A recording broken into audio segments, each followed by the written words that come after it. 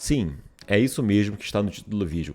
A Ucrânia é um país nazista e eu posso provar. Mas antes disso, galera, deixa aqui o like no vídeo, se inscreve no canal, comenta que isso aqui levanta muito engajamento e manda esse vídeo para aqueles grupinhos que tá tendo um monte de pela-saco defendendo a Ucrânia sem nem saber o que há um bom tempo vem acontecendo dentro daquele país. Anteriormente a essa guerra, a Ucrânia já vem passando por um conflito interno de movimentos separatistas das províncias de Donbás e Donetsk, que é uma galera de uma minoria ucraniana, mas de origem russa, né? Tem muitos vínculos com a Rússia. E essa galera vem sendo perseguida, principalmente pelos neonazistas ucranianos, e sua manifestação mais, assim, ligada à força estatal, o famoso Batalhão Azov. Cara, de fato, há 8 anos na Ucrânia vem ocorrendo um genocídio e o mundo ocidental fechou os olhos. Esses lugares vêm sendo bombardeados oficialmente pelo governo, milhares de pessoas já morreram nesse lugar e nada aconteceu. Tanto que esses movimentos separatistas pediram ajuda aos russos, inclusive, tanto em Donbás, Donetsk, até em Mariupol. Agora a galera está comemorando a chegada dos russos, porque esse esquadrão Azov usa os civis como escudo, como bala de carne. Prática nazista, sempre foi de prática nazista pegar pessoas de minorias principalmente para usar como escudos e jogar essa galera pra vala pra morrer. Mas claro que não é só isso que vai definir que aquele país é um país nazista, né? O esquadrão Azov, assumidamente nazista, usando a suástica e outros símbolos nazistas, fazem parte da força oficial de Estado. Então o Estado ucraniano já está contaminado. Além disso, o famoso Euromaidan, que foi o golpe que derrubou em 2014 um presidente ucraniano, que não era um presidente pró-Rússia, isso tem que ficar bem claro. Ele é um presidente que respeitava os tratados internacionais, que justamente dava uma ideia de neutralidade militar para a Ucrânia.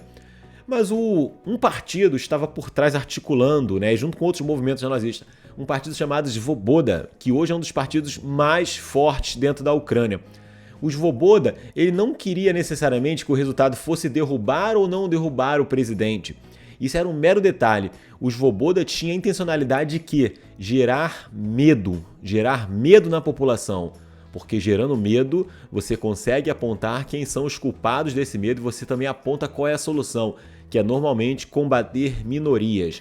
Uma tática repetidamente nazista. O Svoboda é inspirado e tem como herói nacional um cara chamado Stepan Bandera, que tinha sido preso na Polônia durante a Segunda Guerra Mundial e depois foi libertado pelos soldados nazistas e depois preso novamente na Ucrânia e lá, quando foi libertado novamente pelos nazistas, jurou fidelidade ao Hitler. Então, o herói nacional de uma boa parcela da população ucraniana é um nazista assumidamente fiel ao Hitler. Esse partido Svoboda, durante o Euromaidan, ele articulou um movimento de caos que aumentou a violência dos protestos. Num dos grandes protestos, morreram dezenas de policiais. Olha, dezenas de policiais morreram pelas mãos dos manifestantes. Só que todo mundo já esperava que no protesto seguinte, o que aconteceria? A força policial reagiria com mais violência. E não deu outra, né? Diversos manifestantes foram mortos também no protesto seguinte. E essa manifestação com a morte dos manifestantes que levou justamente à queda do governo. Só que posteriormente, em estudos de balísticas feitos, a primeira coisa, a maior parte das pessoas que morreram, dos manifestantes, morreram com armas com que era bala de caça, era uma arma de caça. Polícia, forças militares não usam arma de caça. Isso é uma coisa a se observar. Colecionadores e caçadores usam arma de caça.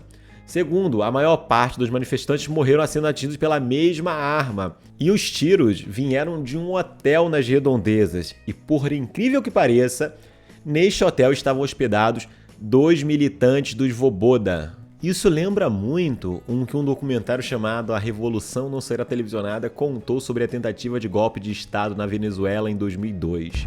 Gente, diversos símbolos nazistas são utilizados por esses movimentos na Ucrânia. O próprio Svoboda, a bandeira, o logo do partido, que seria uma mão com 3 dedos assim, é basicamente uma referência a um tridente das bandeiras que tem na bandeira da Ucrânia e uma bandeira também vermelha e preta muito utilizada por esses movimentos. É claramente um símbolo nazista. Além disso, mais recentemente, a OTAN cometeu um agafe, não sabemos se foi um agafe de verdade, mas compartilhou a foto de uma soldado ucraniana no Dia Internacional da Mulher para falar, nossa, olha só a importância da mulher e tal.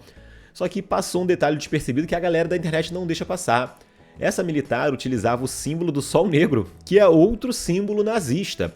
Então, as próprias Forças Armadas também você tem nazistas dentro dela. Mais recentemente, acabou de sair uma foto de um xerife de Kiev, né? O Artem Bondov. Saiu uma foto dele sem camisa e o cara basicamente tem uma faixa vermelha com a suástica tatuada no braço. E o cara é responsável pela segurança pública de uma cidade, o chefe de polícia daquela cidade é um nazista. Recentemente, a Taira do batalhão Azov, que foi capturada, né, pelos russos, e aí, parabéns aos russos, essa mulher falava que a ideia era usar as pessoas de Donbás e do Oeste para fazer experimentos médicos, experimentos como os nazistas faziam, fazer experimentos científicos em pessoas, igualzinho existia no nazismo da Alemanha. E claro que os nazistas sempre tiveram seus alvos e muitos deles não mudam, né? Vamos falar que em 2014, com o Euromaidan, o Partido Comunista da Ucrânia foi para a ilegalidade.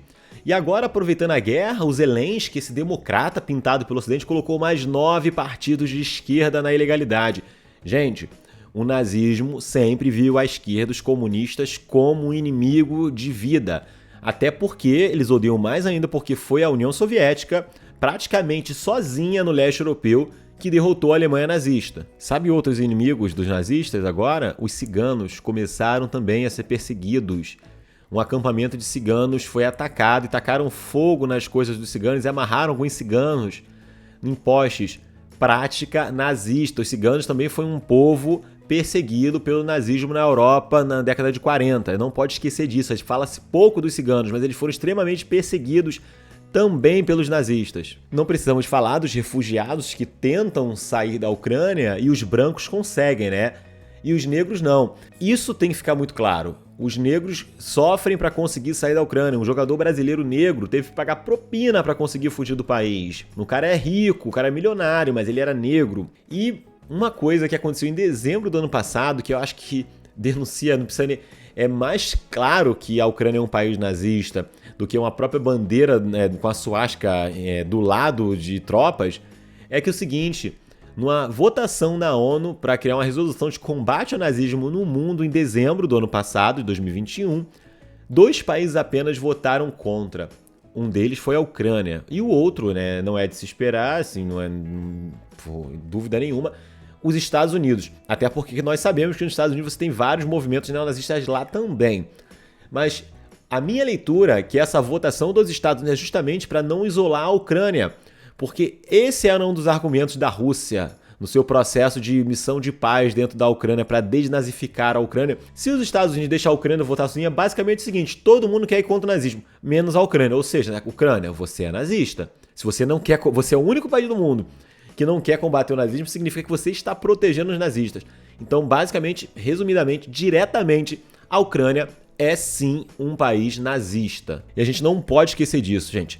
O nazismo se alimenta do medo, porque a partir do medo ele consegue apontar os inimigos e convencer uma boa parcela da população que aqueles inimigos têm que ser eliminados.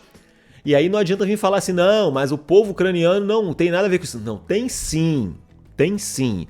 Quem está no poder na Ucrânia chegou com apoio popular. A gente não pode esquecer disso. O golpe de 2014 na Ucrânia teve apoio popular.